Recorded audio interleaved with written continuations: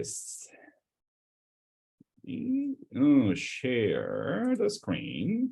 Sure. So today, we are going to the module number 1. Module number 1. What is now happening in the business world? Okay. And recently, after having the pandemic situation, COVID-19, many things are now happening. And sometimes it's good, many times it's bad. Okay. However, that kinds of the external changes make an impact on the business world. Okay. And what kinds of things is now happening? Okay. Let's see a few number of the examples, and then let's try to talk about it, what is now happening, and how we can understand in terms of the organizational behavior. Okay, so let's see a video. Where is the video? Yep. Okay. Can you see this video? Where is chat?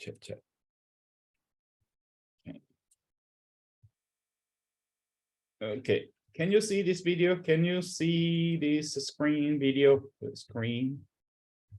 Okay, so I will start. Okay, so please check out. Can you hear this video sound or not? Okay, so that's that. So that everything is in the Google Classroom. Okay, so you can download that. You can see that. Hello and welcome to this DW Business Special. Okay, so can you hear this? Okay. Yeah, even though the sound is not clear, but however, let's try to listen to that again. And however, absolutely, next week we will see this again. Okay, so just to try to understand what they are talking about at the economic decoupling and the globalization problem. Okay, good. So the title is very clear, straightforward. Economic decoupling is, okay, so economic decoupling means that, okay, China and another word is decoupling. Many Western world try to decouple from the Chinese supply chains or the Russian gas lines or the Chinese chip making or the Chinese part making or the Russian natural gas. Okay, so we call that is economic decoupling. So that we have a question as a business person.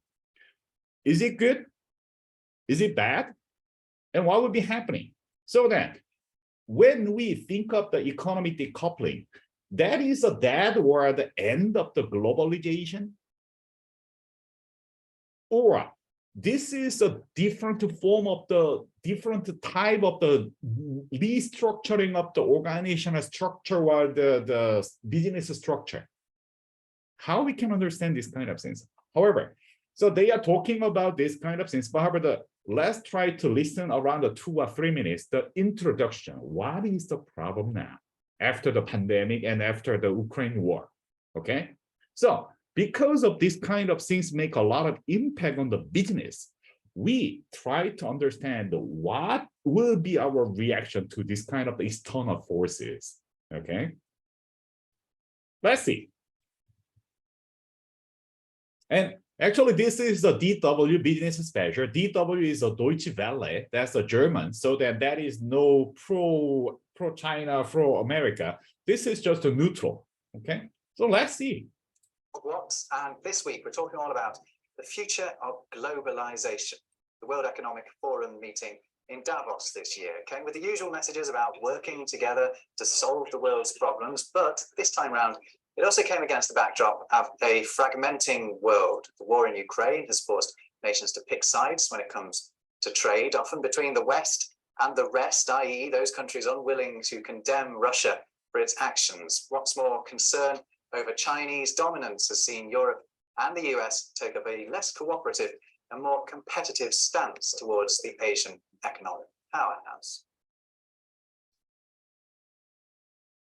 But to help us answer the question, is this the end of globalization? I'm joined firstly in the studio by DW's Ben Fazulin. He's been our man at the World Economic Forum. annual meeting in Davos, and you're fresh off the plane as well from Switzerland. Not all that fresh. Yeah, we almost thought you weren't going to make it, so we're very happy to have you with us. We're also joined on the line by Anahita Toms from multinational law firm Baker McKenzie. She's going to be able to give us some insight into how world trade is changing. Thanks a lot for joining us, Anahita. It's good to have you.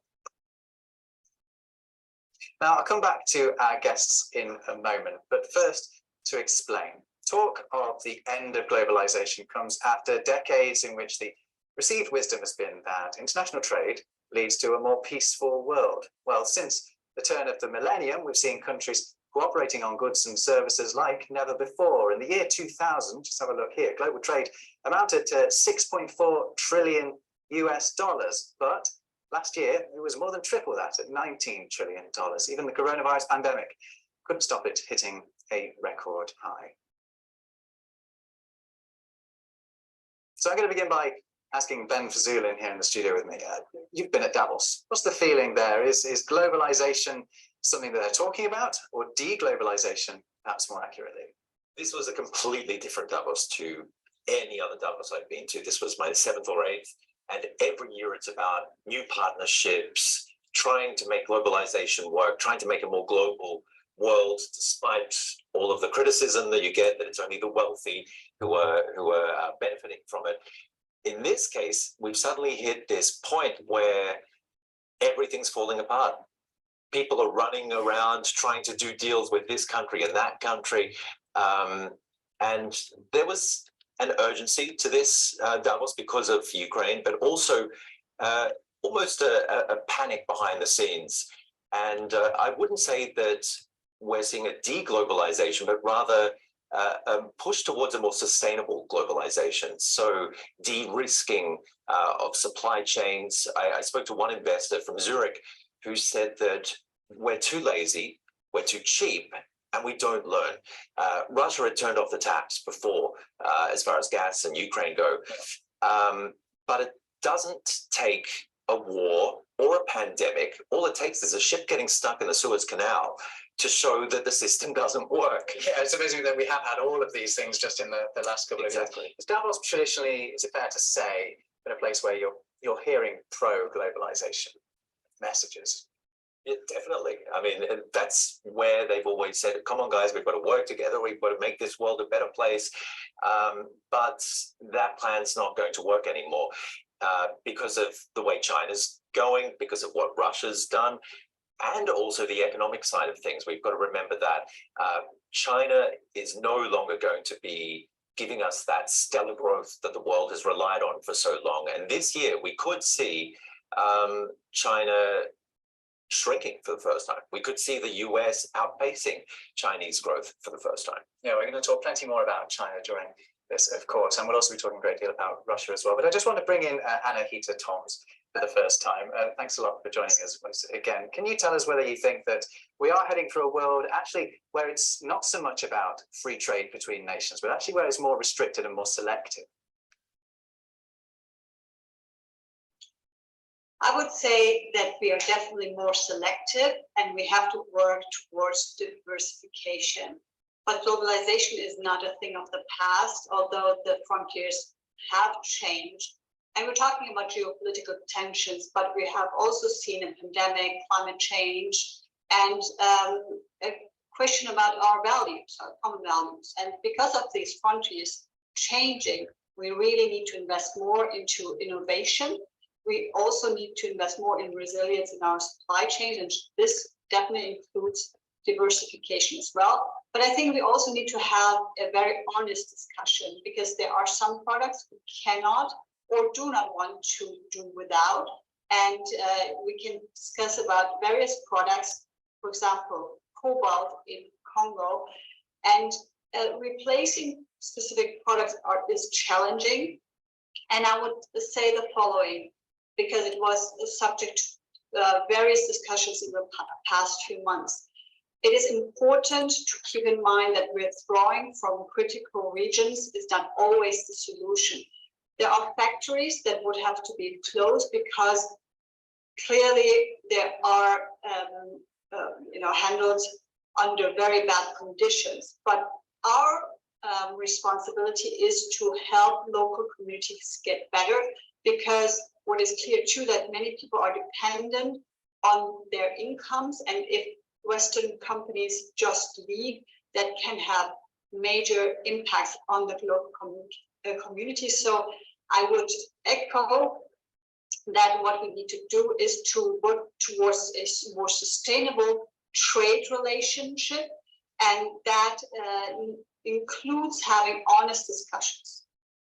I think that also includes not just companies, because companies have been, working out that their customers and their workers want to work for a company or be involved with a company that has values and has morals, but it's also governments, governments' choices with whom they're going to work and do trade deals. This is something that I do want to talk a bit about, actually, which is how much government should be taking into account the ethics of the places in which they want to invest and to trade. I actually want to just hear a soundbite from Davos. So the war in Ukraine has obviously brought about a massive shift in global trade. The West and its allies have begun to isolate Russia wherever it isn't too self-destructive to do so. So just have a listen to Director General of NATO, Jens Stoltenberg, speaking in Davos.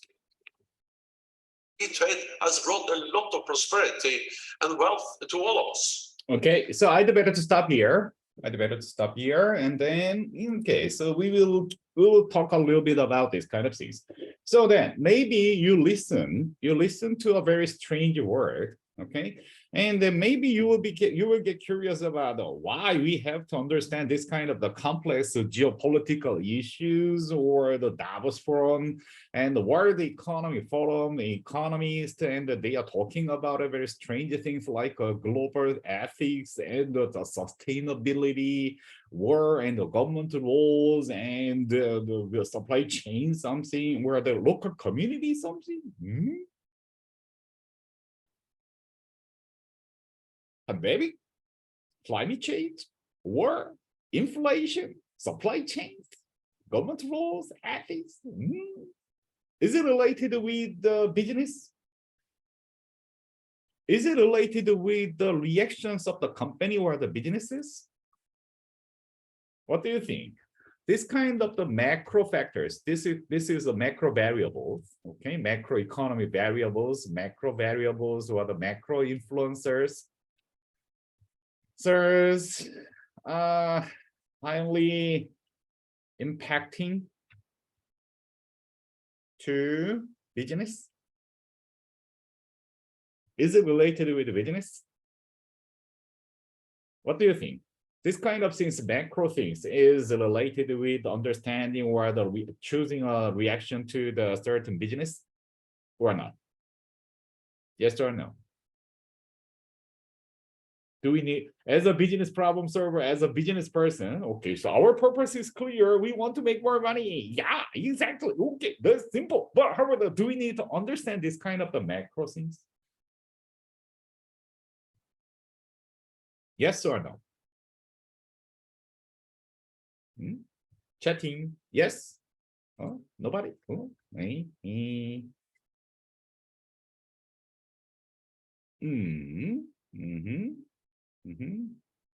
Somebody else, anybody else? Okay, and here is a more question. Why that is related with our business reaction?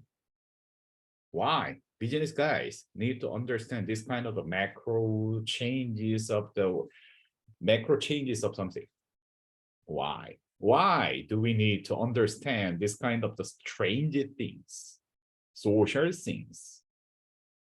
Oh yeah, I do not say about it the political something. Okay, we do not talk about it the politics or the ideology something, but however, we are talking about economic something and the social something.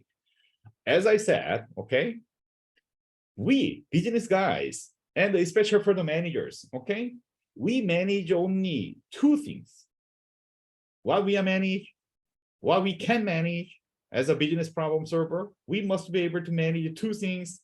What are those two? Anybody know that? Do you remember? Yesterday, happy for yesterday. What we are manage? Oh, our purpose is clear. We want to make money. Okay, so in order to make money, we must increase revenue. We must decrease cost. Clear.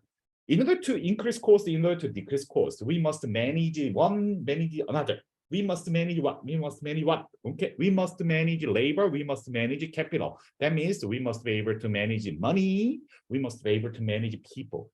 Okay, absolutely.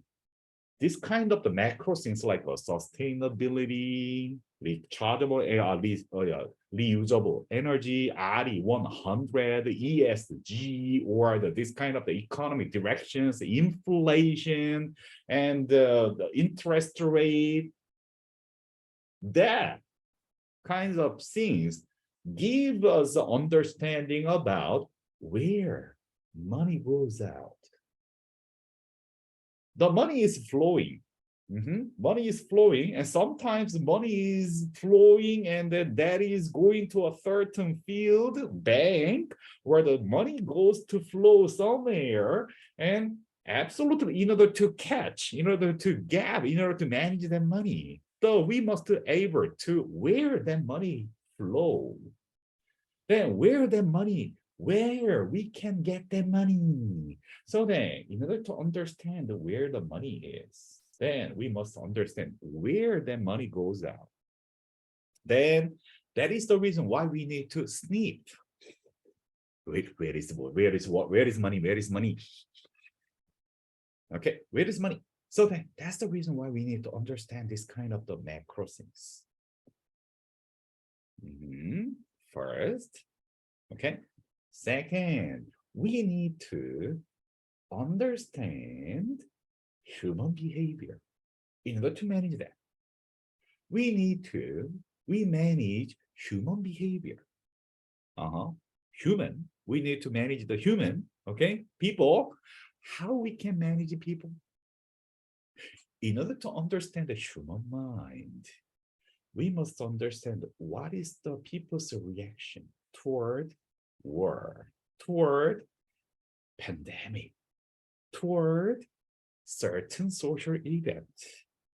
When we have a Donald Trump as a president, wow, that was totally, and still Donald Trump make a lot of trouble now. So then, how we can understand the human reactions?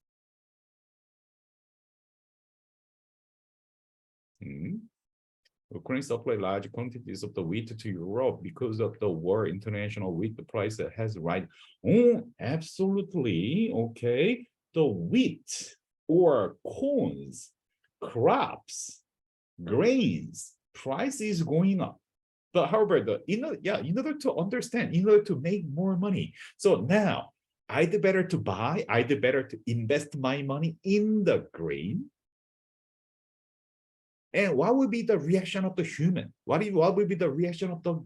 What would be the reaction to the customers or buyers? If we understand the human reactions, maybe finance guys, you can give a right recommendation or suggestion to your client. Buy this, then you can make more money. Finance. On the other hand, accounting, you need to identify, is this business is healthy or not healthy? For example, what if your client asks about it, okay, what would be the next trend, or what would be the next something? Maybe you must be able to answer. Okay, for example, if a traditional oil maker like a BP, British Petroleum, okay, and do you know that the British Petroleum is becoming one of the largest sustainable energy company now? Those traditional petroleum company, oil company is now world's largest sustainable energy company. Who made that?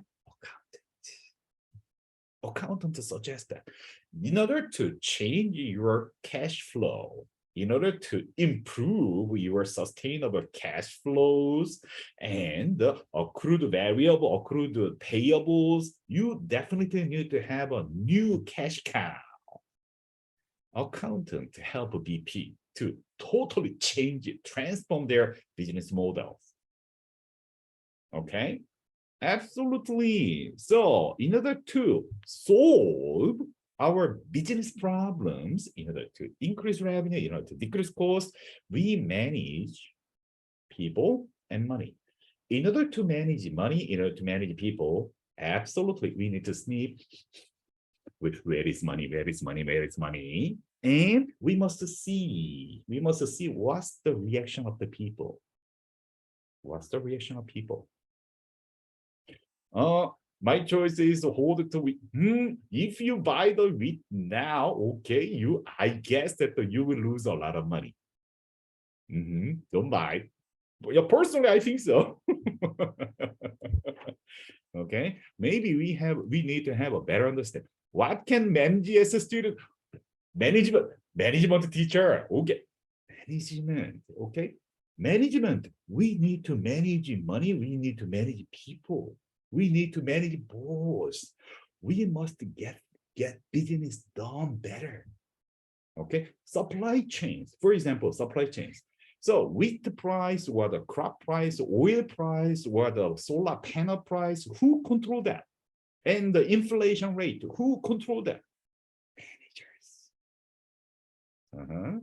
Beginning of the word, that was not my choice. But however, even though that is not our choice, but however, something is happening. Happening is happening. Okay, occurring is occurring, happening is happening. And if I cannot control over, if I cannot manage that, okay, just accept. I didn't make that war. I didn't make that the global climate, or I didn't make kind of the global warming. If I can do something, I will do whatever I can do. But however, if that is not my hand, okay, accept. Then we must make a best choice within our boundary. Okay, within our boundary, no matter what, something is happening. Okay, if we cannot control over that, okay, accept it, and then we just make a choice of the reaction. Okay, sure, absolutely, we can make a reaction. Even though I cannot change the big, large something, but absolutely, I can decide my reaction. That's fine. Okay, everybody is a manager of oneself. And yeah, I will introduce to how to manage oneself. Okay, sooner or later. Good. So economy forum. Okay, the economy decoupling is now happening. So now, before pandemic and before the war, so everybody compete each other in the one global market. Who is the biggest benefactor? Who gets the most money and the biggest money during the last 20 years in the era of the globalization? Two countries, China and US. And still, maybe when you see this chart, where is a chart? Where is a chart? Where is a chart? This around, here. Okay. So around 20 years ago, the global trade is around at the $7 trillion. However, 2021, even in the last year when we had the COVID-19 situation, okay, last year was not good. However, still we have around 20 trillion US dollars, and more than 70% of this kind of increase was come from US and Chinese transactions. US, China, you are winners. You are winners for 20 years. You two are the biggest winners. And still, you are winners. Where is the iPhone is now manufactured? Where your iPhone or the MacBook come from? Absolutely. That is sold by US company Apple. However, that is manufactured in 100% China. Who make money? US and China. Okay. And however, which country is the biggest supplier around the world? China. Okay. Who is the biggest importer of those products? US. Who wins? Both wins. Sure. So, yeah, thanks to this, I didn't say, okay, so share the screen. I will show that. So here, so global trade around 20 years ago, okay, so that was the start of the $7 trillion. But however, that is increasing, and then even last year, that is becoming the 20 trillion US dollars. But however, the more than 70% of this kind of the international transaction was made between US and China. So US and China was the winners for 20 years. Okay. Good. And here is a question now. After the pandemic situation and then the Ukraine war, okay, so Russian war, so can we sustain this kind of the business model, international business model, global business model? Somebody say yes, somebody say no. And anybody talks about this. What will be happening? I don't know. Nobody knows. Unfortunately, nobody knows. But however, a few number of groups, they want to make economic decoupling. They want to separate each other by the ideology, by the interest, by the political something, by the foreign policy something, by something. Okay. There are a few number of groups. But however, we have another group. Oh, let's keep this because this is the biggest benefit for me. Okay, sure, okay, so that is possible. And there is another neutral group. I don't care. Okay, so yeah, I don't care. So if something is happening, that's okay. If another thing is happening, okay, I don't care. So actors and the reactors we have, and we have different groups. Okay, there is no one thing is clear. I am saying. In business, everything is negotiable means there is no right and wrong. We construct the right and wrong. And actually, we don't care what is right, what is wrong. There is the right and wrong. But however, our purpose is clear. If I can make money, I will do whatever I can do. Everything is negotiable. Any problem? No problem. Right? Sure. If I am a politician, if I am a lawyer, if I am something okay, maybe I can talk about the ethical. Yeah, sure. Wow, we must. Yeah. Donald Trump, yay! Oh, the Make America Great Again. Oh, I'm not. Absolutely, I'm not. No, because I love money. I love money. It's okay.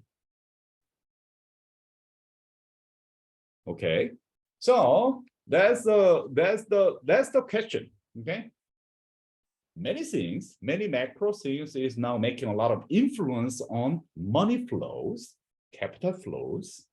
Okay, that because that according to policy, according to the trend, according to the different something, okay, according to the different decisions, money will be changing their paths. Money will be changing their reservoir. Money will be flow somewhere else. So then we must identify where the money goes out.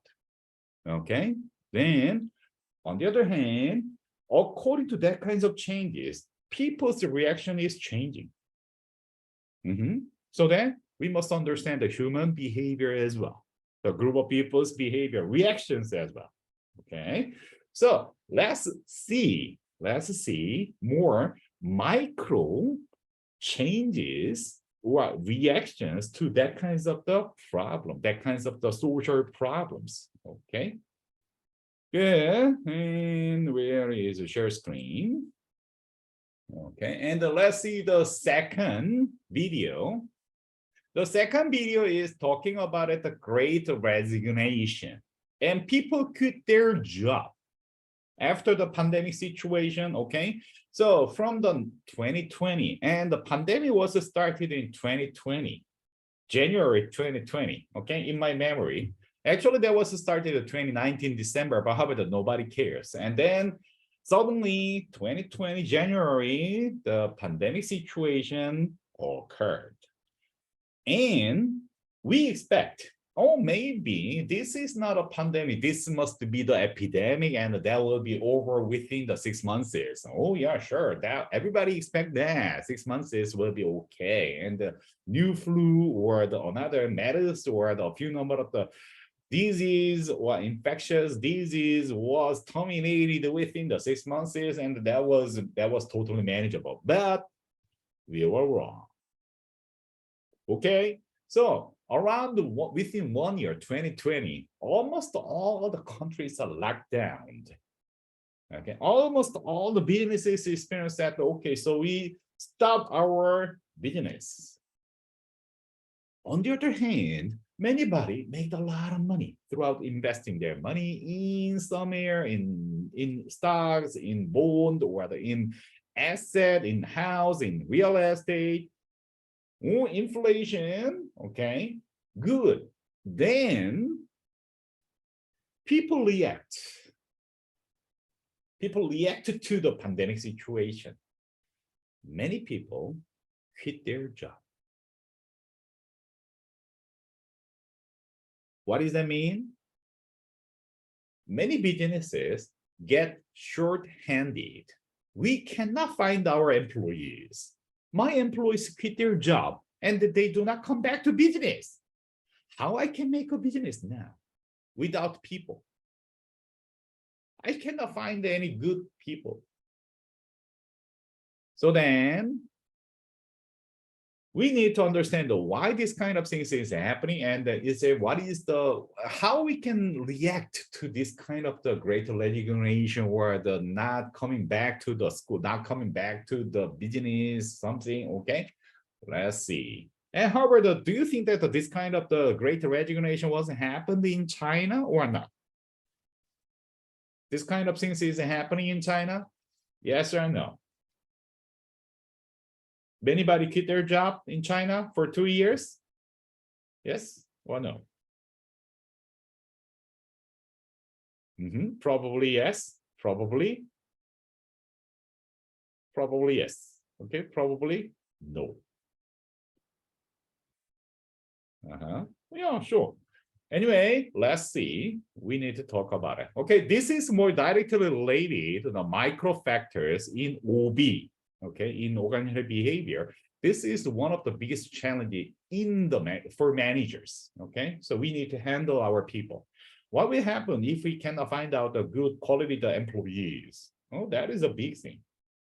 Okay, so let's see. We're seeing a wave of resignations. 4.4 billion American workers quitting in September. This is me 15 minutes after quitting my corporate job.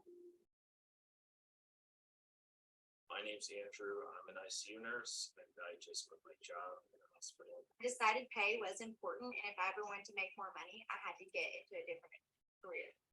Over 47 million Americans quit their jobs in 2021, more than in any other year on record. And as resignation rates remain high in early 2022, we're left to ask, is this a temporary spike due to the pandemic, or is this a greater shift in the way we view work?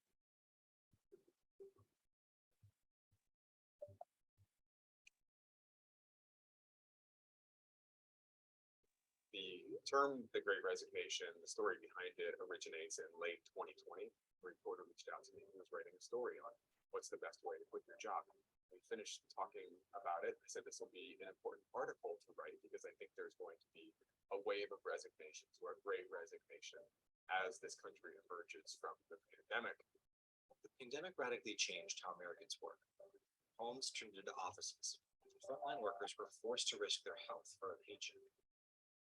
But in terms of quitting, the 2021 rates were actually in line with a trend that's been growing for a decade before plummeting during the pandemic. If you couple that with a rapid economic rebound, how much of the Great Resignation is an outcome of economic trends versus a fundamental change in how we work? On the one hand, it's very high. On the other hand, I don't think it might be surprising given the federal government spent trillions of dollars. That has generated the most incredible recovery from the pandemic. This is a massive, ambitious plan, nearly $2 trillion in relief. The Great Resignation is an outcome of booming business. The economy is doing well, and firms have to fight hard to keep employees. I think that working from home was a Kickstarter for the Great Resignation. If you're leaving a job previously, that means uprooting. But now you toss one laptop to the side and then bring in a new one and you're logging into it. So that barrier to entry for transitioning to jobs has changed. Why and how people work is complex. In late 2020, Professor Klotz saw the Great Resignation coming, and he noticed 4 signals that Americans were ready to. The first was a backlog of resignations. During the pandemic, most Americans paused any plans to leave their job. Once the threat of the pandemic started to lift, it made sense to me that many of these individuals would enact their plans to quit their jobs. The second was widespread burnout. The pandemic left Americans in every industry exhausted. In many cases, the cure for burnout is getting away from that which causes the burnout. Third signal was the effect of people reevaluating what work meant. Quote I kept hearing was that going into the pandemic, I rearranged my whole life to fit my work. Coming out of the pandemic, I want work to fit around my life. And in many cases, those would involve a job change or a career change. The final signal was remote work. Before the pandemic, only 15% of people worked from home. Since then, 50% of jobs have some work from home. And it seemed like there was a big disconnect there between what employees, what workers wanted, and what organizational leaders were hoping would happen coming out of the pandemic. Great Resignation impacted almost all areas of work. The effects have been felt most among the frontline workers, those who continued to work in person during the pandemic, keeping grocery stores, restaurants, and hospitals running. It's really interesting for the individuals who have in-person work that are not able to switch to remote work. I think those individuals felt especially unfairly treated by the pandemic because not only did they have to work in person, but they also saw another half of the population who were working remotely. Frontline workers have faced the realities of the pandemic head-on, while providing the country with the essential resources to make it through this. Overall, those jobs pay less than the jobs from home, but the labor market has shifted. Unemployment is low, and frontline workers have more say where they work. From 1980 to 2019, so the last 40 years, we've seen a continual increase in pay rates of high earners, graduates, professionals. The low earners have been flat. For the first time maybe in decades, you can say, look, I can quit my job, easily find another job and get a pay increase at the same time. In fact, that's why they're quitting. People aren't quitting mainly because, they're dissatisfied with their current jobs. They're generally quitting to get another job. The Great Resignation isn't simply about people quitting. It's a shift in how they live. Working from home was supposed to be a short-term precaution, but months turned into years, and people adapted to a new way of life. Something that's really been interesting over the past couple of years of the pandemic, we've seen remote work go from the margins into the mainstream. And the data on LinkedIn is showing us that 1 in 7 jobs that have been posted right now have a remote or hybrid work component. In March of 2020, that number was 1 in 67. Over the 2 years of the pandemic, working from home has gone from being a necessity, provide social distancing to something now that seems a permanent feature of the labor market. Is essential to retain and hire workers. Nobody I talk to is going back. I mean, I'm not aware of anyone successfully got professional and back 5 days a week. I don't think it will happen. 53% of folks that we've surveyed saying that now they are putting more focus, more emphasis on their own mental health and well-being. Remote work allows them to do that because it gives that flexibility. So organizations and leaders need to be very intentional about how they're building this new future of work. A lot of these assumptions that we had before the pandemic, we were forced to go to remote work. And a lot of those assumptions were tested. And in many cases, they didn't hold up to scrutiny. Most folks are always going to be resistant to change. But again, there's been so much productive work that's come out in the past 2 years. I think that's really put that to rest. We're in a bit of a golden age of business experimentation. The exciting thing is that the 9-to-5 work week is not going to be replaced by some other single type of work arrangement. What it's being replaced by is an almost infinite number of work arrangements. The pandemic opened the door for a massive shift in how people work. And how companies handle the return will have lasting impacts on who stays and works. So I'm regularly cautioning companies to avoid making decisions just among senior execs. So we see quite large variation in how much we want to work from home by age, by gender, whether it's by race, by commute time, by disability status. one reason that I believe the Great Resignation, or that article around the Great Resignation back in May of 2021 went viral, is because it was tapping into a conversation that was happening just below the surface. And it gives us this opportunity to really question the fundamental way that we're working with employees in 2019 and say, how do we fix this? Hopefully lower these turnover rates back down to where they were maybe 10 years ago or so.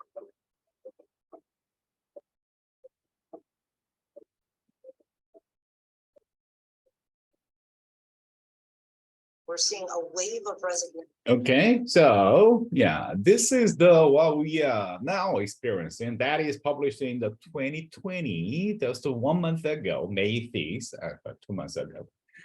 Okay, so let's come back to here. Where is the chatting? Chat. Okay. Sure. Okay, so maybe from the video, maybe we could listen a few number of the important word that is mainly talking about in the OB course. Do you think that life is important than money? And money is not important? Okay, then we must have a question about it. What is the meaning of the work? Meaning of life. What is the purpose of life? And what is the purpose of your profession? What is the meaning of money for you? And how much money do you need to quit a job? Can we calculate? Can we estimate? How much money do you need if you don't want to work? Okay, we will talk. And the remote work is getting more flourishing. A remote class is getting more flourishing. Okay, are you happy? Do you like the remote work, remote class? Or do you prefer to having the face-to-face? Which one is better? Remote is work, remote class is better? Or the remote class is totally sucks? Maybe, okay? And yeah, somebody quit their job. Okay, anybody quit their job. Okay, so that's a great legislation. Okay, so the people quit their job, or the people quit their profession, or the people quit their boss. What do you think? People quit their job because that job is totally meaningless, and the job is totally tough, and the job is totally useless? Or people quit their job because of the bad asshole boss, or bad colleagues, or toxic cultures at the company, and the toxic or the very tough and the stressful work environment. People quit their job, or people quit their boss? Can we manage them? Oh yeah, absolutely. And do you feel stress? Do you feel burnout? Sure. And many people in the same situation, somebody get totally stressed out and somebody will get totally exhausted, while somebody will be flourishing in this certain stressful environment. Can we understand that? Sure, we can understand that, because everybody has a personal differences. Okay, we definitely need to understand our personal differences according to your innate nature or the constructed reaction. If we know ourselves better, okay, maybe we can manage ourselves better, and we can manage the others better. Okay, and meaning of work. What is the meaning of your study? Why you study? Why you come to the organizational behavior class? And why you just turn on the video and you just observe that strange professor? Why? Why do you watch this? Why do you participate in this class? Because you want to get an A. Yeah, absolutely, more than 50%. I will give A. Yeah. Don't worry. But however, what is the meaning of the learning? What is the meaning of the college degree? What is the meaning of your profession? What is the meaning of your work hard? Why? Because money? Just simply money? Because for fun? Because of meaning? We need to think about it. According to your constructed meaning making, sense making, okay, we usually change our behavior. Fortunately or unfortunately, okay, OB guys and HR guys or the managers know better yourself than yourself. We may know better than others than you think you are. Okay, sure. Because managers need to manage people. We know better. We know better than you. Personal differences, reactions, your situation, your reactions to the emotion or something. We handle your emotions, we handle your reactions, we handle your behaviors, we handle your brains. Managers. Because we need to manage people. Okay, absolutely. So unfair treatment on manual workers, and then that manual workers or labor workers or the Mac job workers, and they are treated unfairly. Really? Okay, so they quit their job. Maybe they did. Probably we can understand their behaviors, their reactions according, because we got tons of 1,000 different kind of the gig economy. We call that as a gig economy, platform work. Somebody work for the Shunfeng, and however, absolutely he can work for the Chungtong or another country, or another company, or absolutely that those guys, the platform business workers, they can work for the pizza, or they can work for another restaurant, they can work for another. There are tons of different jobs. Hip and hop. So technically speaking, we are now heading to the free market. Free market in terms of the gig economy job. So the employers, managers, can we handle those kind of the free market? Probably no. So then, how we can handle those kind of the free market players? Just give more money? Oh, not enough. Not enough. Okay, gig economy, okay, that is another. Platform business workers and the platform knowledge workers. And knowledge workers, oh, absolutely, you will be becoming a knowledge workers. You work in the office. Oh, sure, I hope, okay, who knows. However, the knowledge work. So in order to inspire, well, in order to motivate, in order to make knowledge workers work better, okay, how we can deal with them. For example, school is now need to handle me, the professor. Okay, professor is a knowledge worker. However, the school must be wise enough to handle the professors, knowledge workers. How they can handle the stupid professor? Probably professors have a PhD and they think that we are smarter than anybody else in the world. Okay, so the school, how they can handle these stupid professors?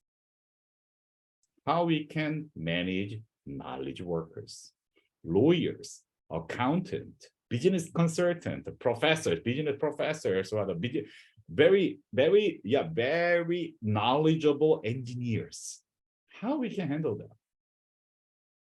Any better way? This is our challenges as a manager.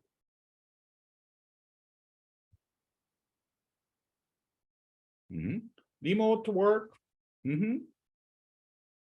So then, knowledge workers will be happy to have a remote work situation. Really? And there is any personal difference? Yes. And is there any professional differences? Lawyers will be happy to have a remote work while the engineers will be unhappy. Do we know that? We don't know yet. That is the reason why we study. Okay, so that's a OB study, OB research, and that is the reason why we are doing a lot of the research about it. What is the impact of those kind of the pandemic on the human behaviors? And also I do that kinds of the pandemics impact on the human behaviors. And then I am publishing on this, I am publishing an article. And then when I investigated the impact of the pandemic, so COVID-19 situation before and after, and there is a very interesting gender differences. Male and the female react differently. So according to my recent research, okay, OB research and HR OB research, I found out that pandemic make a big impact on the behavioral changes on women. Women usually change their behavior according to the pandemic situation. Okay. On the other hand, males are tolerate in change because they love to authority and I just follow the way. Females, we need some of the colleagues, the word of mouth, something good. However, one very interesting thing is females, women are more bounce back quickly, even though there is a big depress. But however, the women get back quickly, resilient, while males is getting more sustainable. They are depressed. So then, whom should I give more attention, male or female? I'd better give a different attention. As a manager, I'd better give more attention to males because they are sustaining their depression, while I'd better to give more attention to female workers to make them more positive shortly. They will be okay quickly. They bounce back quickly. Okay, but however, I'd better to give more sustainable attention to males. You need both have a different style of the management. Okay, so that's how we manage people. We understand the people better, then we manage people in a different way better. Okay, that's the OB study. We will keep talking about this. Is there any exact answer? No. It depends. It depends. Everything is changing. Everything must be negotiable. Everything because that we must construct our knowledge according to the different situations. Everything must be negotiable. Okay, especially for the managing people. So according to this kind of the great impact of the external environmental external factor changes, okay, people have a reaction according to that, according to their decisions. Okay, so we may have a good understanding about the human behaviors with environmental factor and the person factor. That's the reciprocal duality and the dialect, and what that's the dynamics of this. We will learn about that kinds of things by using the theory, Bandura's theory, triad, or the social psychological theory. We will keep talking about that kinds of things. Okay. So that is that. What time is okay? So we have a few more minutes. Okay, good. And then we go to where?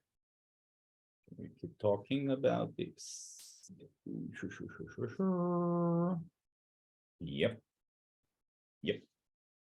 Okay, so today we talk about, we listen to the economic decoupling, and there's a macro changes that is now happening now. Okay, globalization is dying or transforming. We can think of that. Okay. Oh, so we listen to the Great Resignation problem. Okay. So the Great Resignation is true. Oh, that may be true in the US. But however, is it happening in China?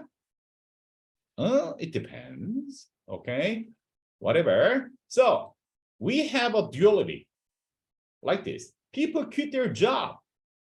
Okay, people not quit their job. Quit. Okay, sure. Quit their jobs in COVID-19 pandemic situation. So the employers are now experiencing the lack of the workers. Really? What does that mean? If we have a lack of the workers, our price, our labor price, labor cost must be getting higher. Labor cost getting higher. True? Nowadays? No, not true. If we experience that the discrepancies or the lack of the workers, the labor price must be get higher.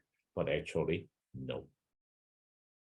Oh, there is a discrepancies. There is a gap. Something is wrong. How we manage it? How we suppress that the labor cost, even though we have a lack of the workers? Technology, robots, artificial intelligence, maybe. Okay, we may keep thinking about it. And on the other hand, there is a high employment rate now. Young adult in China. So according to the recent articles, China, especially for the 16 to 24 years old young adult Chinese, have around 20% of the unemployment. There is no job for the young in China. Is it true? Do you think that you can get a job, you can get a good job, you can get a job when you graduate the school, when you graduate the college, okay? So everybody can easily get a job, good job in China? Yes or no? What do you think?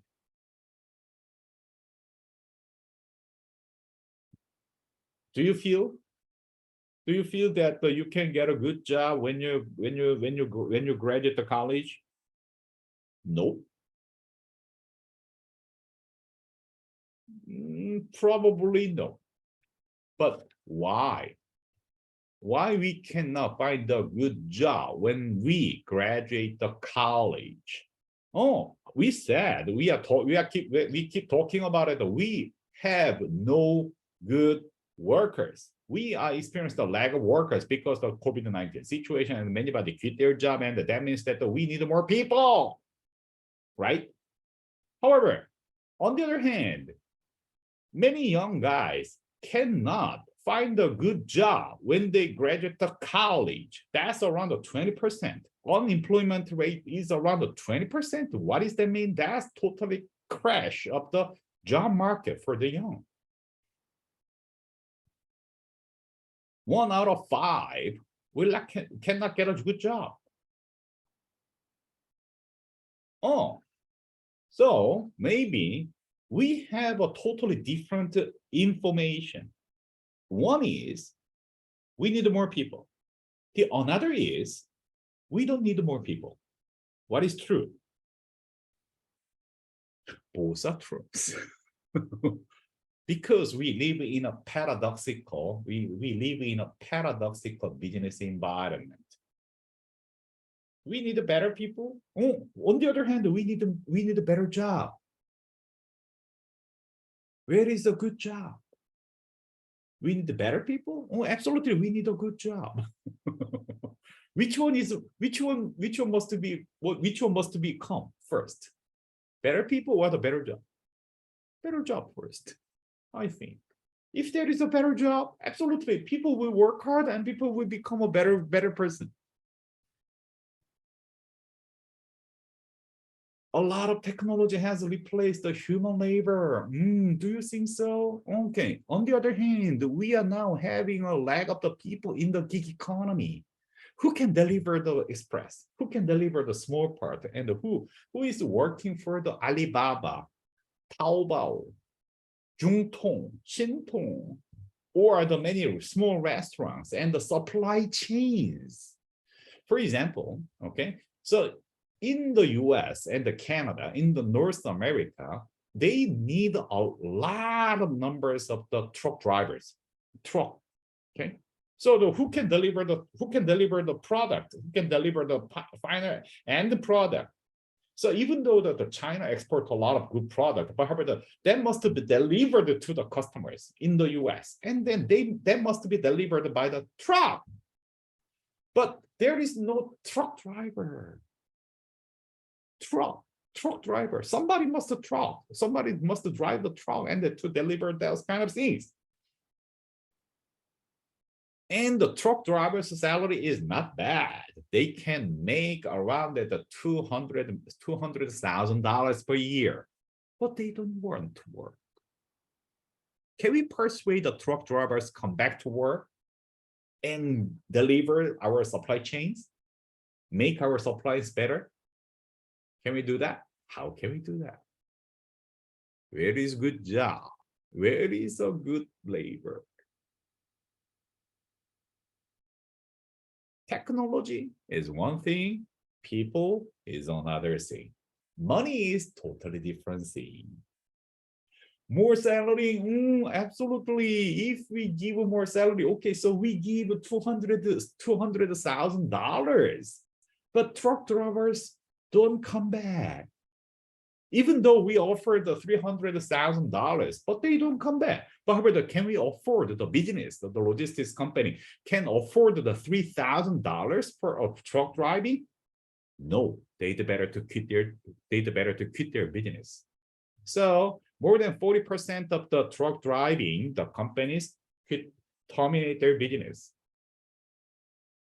Can we afford the labor cost? Oh, absolutely. The labor cost increasing. No. I want to decrease the labor cost. That's my job. Things are getting complex. Okay. So managing people is getting more complex. Okay. So yeah, maybe we can think of this. Motivation. People do not want to work. Do you think that you want to play or do you want to work? People do not want to work. What is that? 탕핑.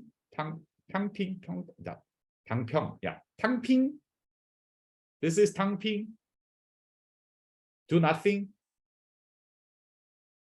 탕핑. Okay. So why people do not want to work? Let's change the question. How we can get people to work?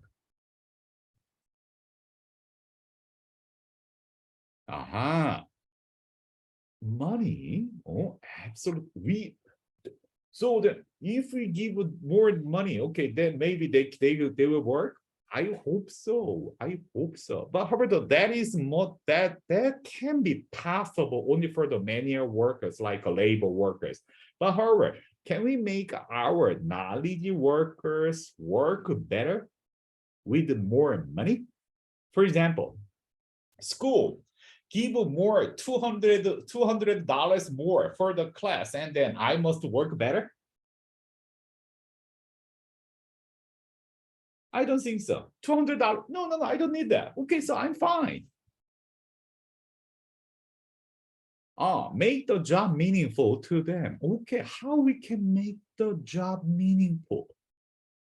Find the motivation. Exactly. How we can motivate people? Oh, OB class. We may be talking about that kinds of things. How we can understand the motivation, how we can make people work. There are motivating people. Oh, sure. Okay. On the other hand, yeah, here is another very interesting thing. Someday it's hard to find the motivation. People have a problem of finding their self-motivation, but someday motivation will find you. Motivation will find you. Some meaningful work comes to you. Some inner voice will inspire you to encourage you to engage in some work.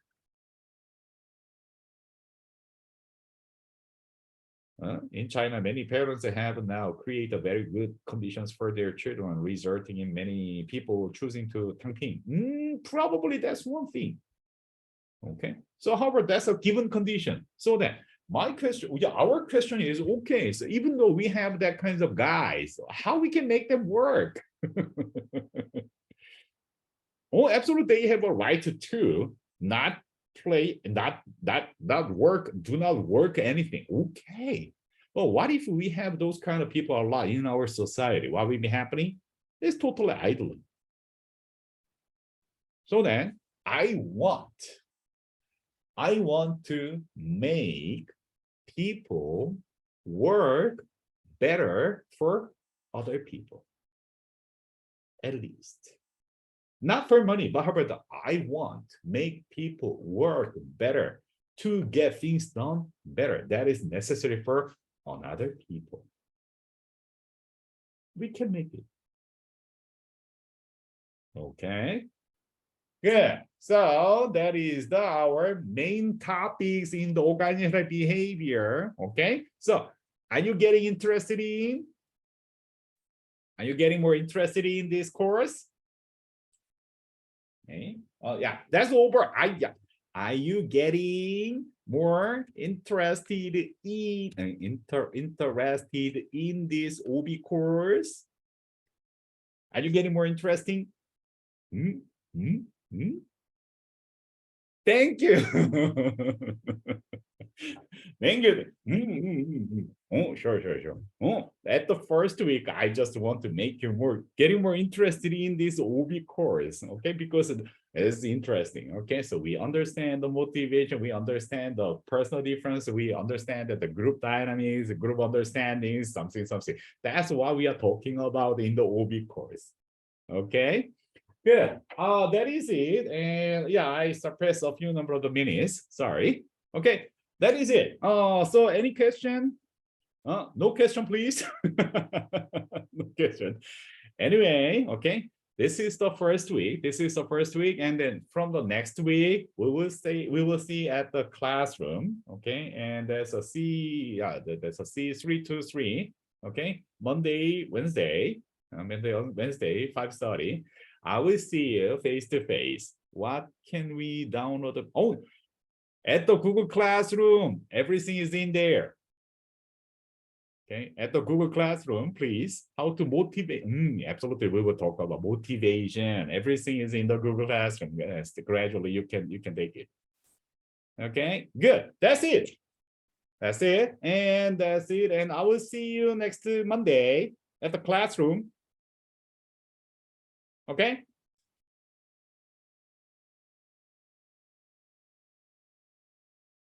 Okay, good. Yeah, bye. I will see you.